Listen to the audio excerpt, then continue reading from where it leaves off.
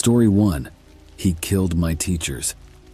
I never could have imagined that an ordinary day at school would turn into the worst day of my life. It started off like any other day. I was running a bit late and feeling a bit groggy from staying up late the night before. As I arrived at school, I greeted my friends and settled into my first class, not suspecting that chaos and terror were about to erupt. After lunch, we were all in the hall, waiting for our next lesson, when suddenly, the lockdown alarm blared through the school. Panic ensued, and students started running in all directions. A teacher rushed by and pulled me into a nearby classroom with 10 other students. The teacher locked the door and instructed us to hide under the desks. We sat there in silence, fear gripping our hearts as we listened to the faint footsteps outside the classroom. The seconds felt like hours as we waited, not knowing what was happening in the rest of the school. Suddenly, there was a loud bang on the door next to our classroom, causing me to jump in terror. The teacher motioned for us to stay quiet, and we held our breaths, praying that whoever was outside would leave. Then, there was a knock on our door, and a desperate voice of a boy pleaded to be let in, claiming that someone was after him. The teacher hesitated, torn between compassion and the strict lockdown protocols. We were all paralyzed with fear, unsure of what to do. The footsteps outside the door grew fainter, and the boy's voice eventually faded away. We stayed huddled under the desks, straining to hear any sign of danger. The minutes stretched on, and the silence was deafening. Suddenly, a blood-curdling scream pierced the air, echoing through the school halls. It sounded like it was coming from upstairs, right above us. My heart pounded in my chest as we all exchanged horrified glances, praying that the nightmare would end. Minutes passed, feeling like an eternity, until another scream rang out, filling the school with terror once more. The fear in the room was palpable, and I couldn't shake the feeling that we were in grave danger. The long moments of silence that followed were almost worse than the screams. We were all on edge, waiting for any sign of what was happening outside our hiding place. The teacher, clearly distressed, kept a watchful eye on the door, ready to protect us at all costs. Finally, after what felt like an eternity, we heard another knock on the door. This time it was a male voice, claiming to be from the police. He assured us that the boy responsible for the chaos had been arrested and that we were safe. Relief washed over us, and the teacher cautiously opened the door. It was indeed the police, and they quickly ushered us out of the classroom to safety. As we made our way through the school, the true horror of what had happened began to reveal itself. We learned that an 18-year-old student named Fabian had attacked 2 teachers, Miss Jane and Miss Laura, with an axe. The brutality of his actions left us all in shock. Miss Jane had been helpless, lying on the floor, severely injured but still alive when he repeatedly struck her with the axe. Miss Laura, hearing the screams, had rushed to help, but tragically met the same fate. The police had acted swiftly and managed to apprehend the boy before any more harm could be done. As the reality of the situation settled in, I felt a mix of relief and grief. I was grateful to be safe, but the horror of witnessing such violence and the loss of 2 beloved teachers weighed heavily on my soul. The school was now a crime scene, and the authorities worked tirelessly to investigate the horrifying events that had unfolded. Fabian was arrested and later sentenced to life in prison for his heinous crimes. In the days that followed, the school community grieved the loss of Miss Jane and Miss Laura, 2 caring and dedicated educators who had touched the lives of so many students. The sense of safety we had once taken for granted was shattered, replaced by a lingering sense of vulnerability. The incident left a lasting impact on all of us, and it would take time for the wounds to heal. We rallied together as a community, supporting each other through the trauma and finding strength in our shared experiences. The school implemented additional security measures to ensure the safety of the students and staff, but the memory of that terrifying day would never fade. We were forever changed by the events of that ordinary day turned nightmare, and the scars would remain with us for the rest of our lives. Story 2. The Obsession. My name is Jenny, and for the past few months, my life has become a nightmare. There's this boy in my school named Jacob, and he's been obsessed with me for as long as I can remember. He's always been creepy and weird, and I've caught him taking pictures of me on multiple occasions. I told the principal about it, but he did nothing more than talk to Jacob, which only seemed to make things worse. As the weeks went by, things got weirder and weirder. Jacob would follow me around, always lurking in the shadows, watching my every move. His eyes bore into me, and I couldn't shake the feeling that I was constantly being watched. One day, he mustered up the courage to approach me. With a twisted smile on his face, he told me that he was deeply in love with me. My heart sank, and I rejected him firmly, telling him to stop following me, or I would tell my parents and the authorities about his behavior. The next day, Jacob was absent from school, and I felt a wave of relief wash over me. Maybe he had finally taken my warning seriously. I went about my day, trying to push thoughts of him out of my mind, feeling hopeful that I could finally feel safe again. At lunch break, however, all hell broke loose. Gunshots echoed through the school, and panic ensued. The principal's voice came over the speakers, announcing a code red lockdown. Fear engulfed me as I joined the stampede of students rushing to find shelter. I needed to get away from the chaos, so I ran to the nearest bathroom and locked myself inside. My heart pounded in my chest, and I felt like I couldn't breathe. My hands trembled as I tried to call my parents, but the signal was jammed. In the bathroom, I sat on the toilet, huddled in fear, and prayed for the nightmare to end. 5 minutes felt like an eternity, and when the noise of running and screaming outside finally stopped, an eerie silence settled in. I could hear my own ragged breathing as I hid there, trying to be as quiet as possible. Then I heard a voice calling out, "Jenny, you can't hide forever. I need to talk to you." My blood ran cold, and tears streamed down my face as I realized it was Jacob. I knew I had to stay quiet, but every fiber of my being wanted to scream for help. The footsteps drew closer, and then there was banging on the bathroom door. I couldn't hold back my sobs, terrified that he would find me. As if the situation couldn't get any worse, my phone started ringing. The sound echoed in the small bathroom, and I quickly turned it off, but it was too late. Jacob knew I was in there.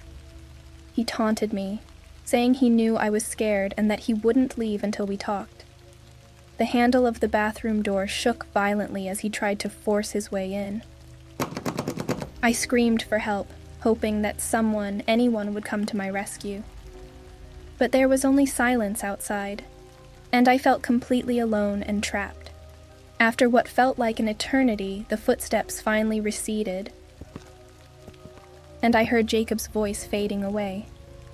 The relief was short-lived, as I knew he would come back if he didn't find me elsewhere.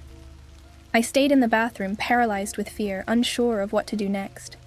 Minutes turned into what felt like hours, and I was on the verge of breaking down completely when the principal's voice came over the speakers again.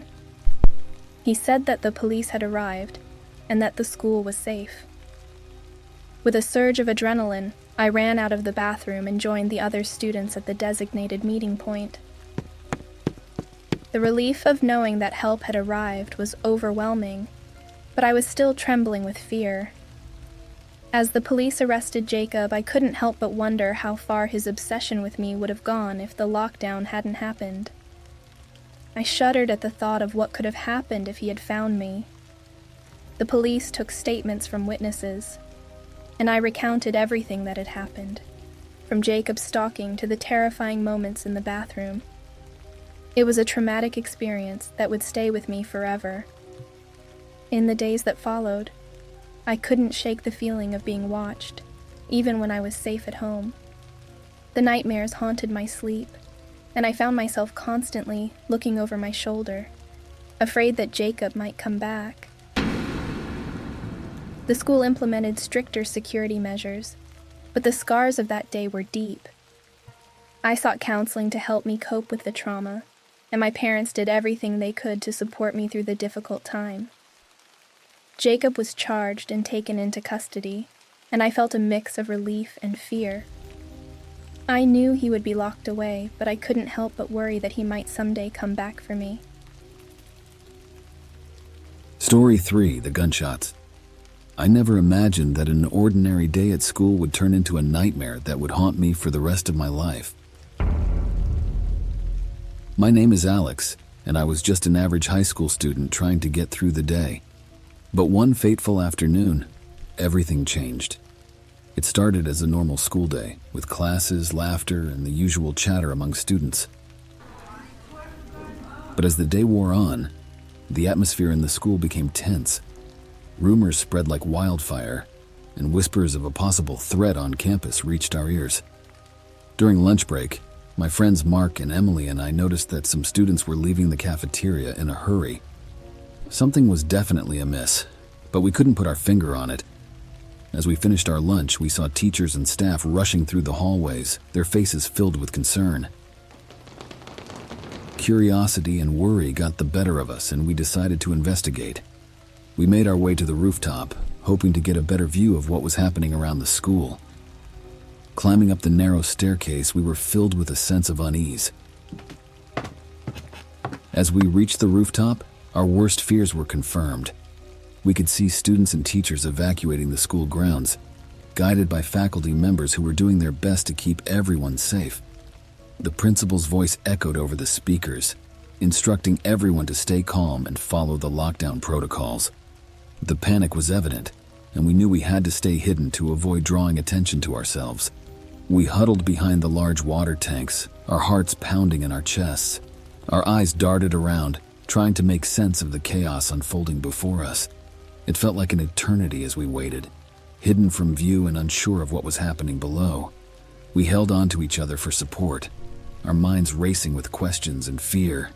The sound of sirens filled the air, and I could feel the weight of the situation pressing down on us. Suddenly, a loud bang reverberated through the air, followed by the unmistakable sound of gunshots. My blood ran cold, and my heart skipped a beat.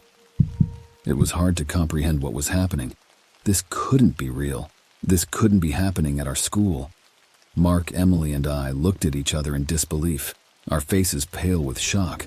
Our instincts told us to run, to escape the danger, but we knew that staying hidden was our only chance of survival.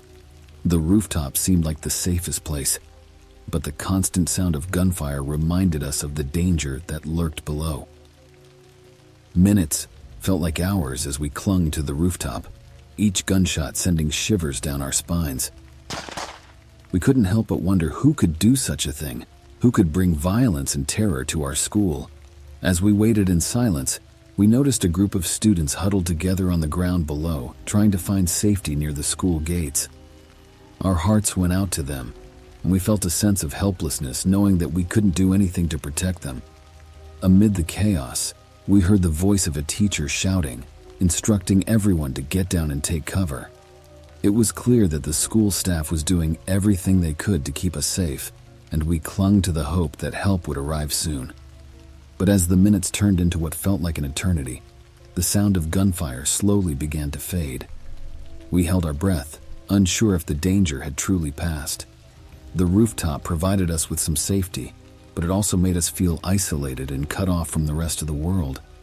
Finally, the principal's voice came over the speakers again, announcing that the lockdown was over and that the threat had been neutralized. Relief washed over us, but it was quickly replaced with grief as we realized the extent of the tragedy that had unfolded below. As we made our way back to the ground floor, we saw the devastation that the shooting had caused. Paramedics rushed past us, attending to the injured, and police officers secured the area. The sight of blood-stained hallways and terrified faces will forever be etched in my memory. The impact of that day will stay with me forever. It changed my perspective on life, reminding me of the fragility of human existence and the importance of cherishing every moment. I couldn't help but think about the students who lost their lives, the families who were left devastated, and the brave staff members who put their lives on the line to protect us. Story 4. The Knife Fight.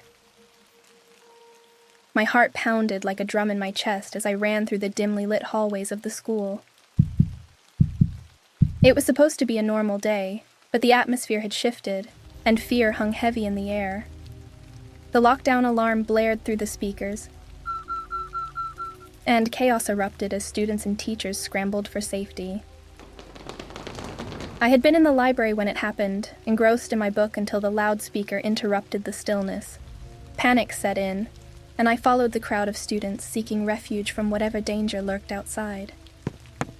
But as I made my way through the maze of hallways, I noticed a figure trailing behind me, moving with stealth and purpose. I couldn't see his face, but I knew who he was.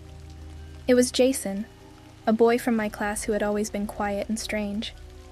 I had sensed something off about him before, but now his presence filled me with dread. I tried to shake off the feeling and focused on finding a place to hide. I ducked into an empty classroom, my heart pounding loudly in my ears. I crouched behind a desk, hoping he hadn't seen me. But the footsteps outside grew closer, and I held my breath, praying he would pass by. Seconds felt like hours as I waited, my eyes fixed on the door. But to my horror, the handle slowly turned, and the door creaked open. I saw his silhouette, and my heart skipped a beat. He stepped into the room, and I knew he had found me. Fear consumed me, and I knew I had to move. I darted out of the classroom and into the adjacent hallway, trying to put as much distance between us as possible. But Jason was relentless, and he pursued me with a determination that sent shivers down my spine. My mind raced, trying to come up with a plan. I needed to find help, to escape from this nightmare. The adrenaline pumped through my veins as I ran, my breaths coming out in ragged gasps. I found myself in the school's art room, and I quickly locked the door behind me. My hands trembled as I searched for something, anything, to defend myself. My eyes fell on a paintbrush, and I gripped it tightly in my hand, knowing it was a feeble defense against the knife Jason held. I heard him pounding on the door, his voice low and chilling. Come out wherever you are," he taunted. Panic surged through me, and I knew I couldn't stay in the art room forever. I made a split-second decision and slipped out of the room, trying to make my way to the school's main entrance. But Jason was fast, and he was right on my heels. He lunged at me, and I narrowly dodged his knife. My heart raced, and I knew I had to keep moving. I ran through the hallways trying to find any way out. The school felt like a maze, and I felt like a trapped animal desperate to escape. I finally reached the main entrance, but to my horror, it was locked. Tears stung my eyes, and I could feel Jason closing in on me. I knew I couldn't outrun him forever. I made a split-second decision and headed for the stairwell. Maybe I could find another way out through the back of the school. I took the stairs 2 at a time, my heart pounding in my chest. I reached the 2nd floor, and as I turned the corner, I came face to face with Jason. He had a sinister smile on his face, and his eyes were filled with a chilling madness. I took a step back, my hands trembling, and tried to reason with him. "Please, Jason, don't do this," I pleaded, but he only laughed in response. "You are going to be the first one," he sneered, raising the knife. I knew I had to act fast. With a surge of adrenaline, I swung the paintbrush at him with all my strength. It caught him off guard, and he stumbled back, dropping the knife. I didn't waste a second and bolted past him, taking the stairs to the ground floor. I burst through the emergency exit, feeling the cool air hit my face. I ran as fast as my legs could carry me, not looking back. The school's campus stretched out before me, and I ran toward the distant lights of a nearby neighborhood. I didn't stop until I reached a gas station where I called my parents. They arrived within minutes, and I told them everything. They said that the police were already at the school, and to my immense relief, they found Jason hiding in a classroom. He was arrested and taken away. As the sun began to rise, I sat on a bench outside the gas station, my heart still racing. The nightmare was finally over, but the fear and trauma would stay with me for a long time. The school lockdown had turned into a terrifying ordeal, and I knew I would never be the same again. But I also knew that I was lucky to be alive. I had survived the unthinkable, and I would carry the strength of that survival with me always. Thanks for watching the Haunted Sketchbook. Be sure to check out any of the videos on screen right now if you're planning on not sleeping tonight.